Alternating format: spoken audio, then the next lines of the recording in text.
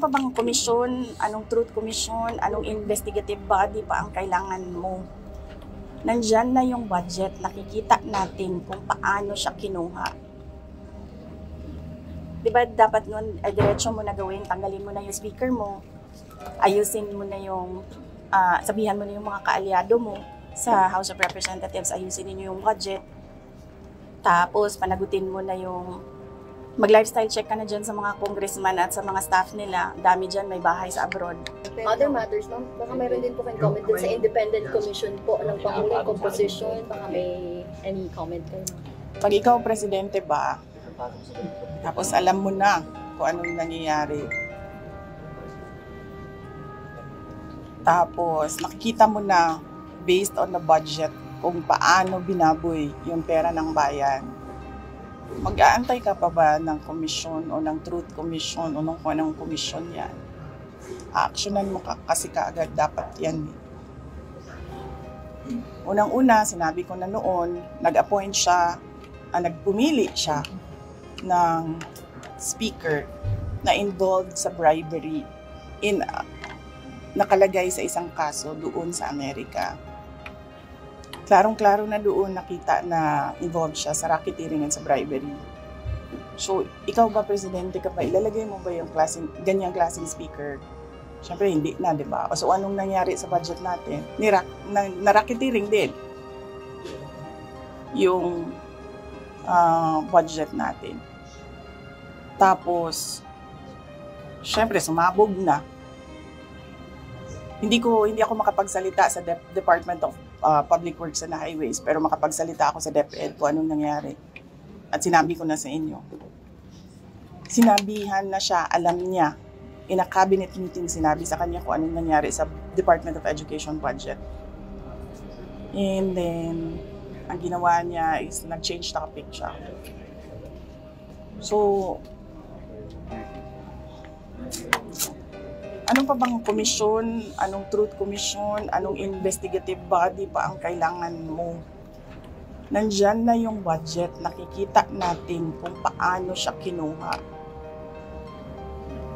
Diba dapat nun, diretso mo na gawin, tanggalin mo na yung speaker mo, ayusin mo na yung, sabihan mo na yung mga kaalyado mo sa House of Representatives, ayusin niyo yung budget, tapos panagutin mo na yung, mag-lifestyle check ka na dyan sa mga congressman at sa mga staff nila, dami dyan, may bahay sa abroad.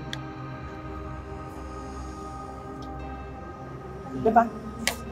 Masyado siyang, hindi niya alam kung anong gagawin at masyado siyang mabagal gumalaw. Nagmamadali ang Pilipinas eh. Pero alam niya lahat ito, ma'am.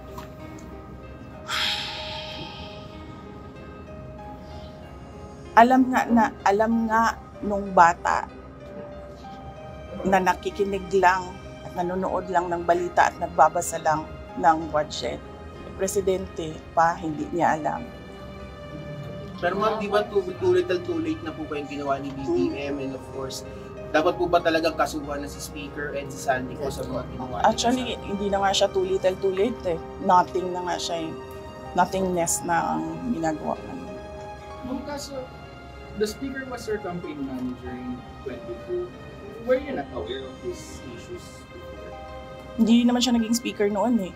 I mean yung bribery po, kasi na-mention yung alleged bribery. Were you not aware during the 22 campaign? I do not remember the exact time kung kailan ko nalaman yung case doon sa United States kung saan nabanggit yung pangalan niya sa pagtatanggap ng bribery for the cases that were filed here in the Philippines. Pero hindi naman kasi ako ang pumipili ng speaker eh. Ang pumipili ng speaker ay ang presidente. At naging campaign manager lang naman siya by default eh kasi siya yung president ng partido ng Lakas. Ma'am, yung Any more questions? po sa Senate, ma'am. Senate po ma'am. Sa Senate. Ano naman? Hindi naman tapos-tapos yan. Meron na namang Senate. Sinabi niya ni SP kahapon, napaka na lang daw ito ng minority. Kaya medyo napikon sa Senator Boto. Nagkaroon ulit ng heated argument yesterday. Hindi ko rin sinusundan kung anong nangyayari sa Senate. Pero nandun ako bukas, sabihan niyo yung mga kaibigan niyo sa Senate. Hindi for budget hearing. Meron lang akong bibisitahin na senador. I mean, Ay, hindi ko pala banggitin yun kasi baka tumagal ako dun. Mamadali ako. May isa lang. Senator Amy? Hindi.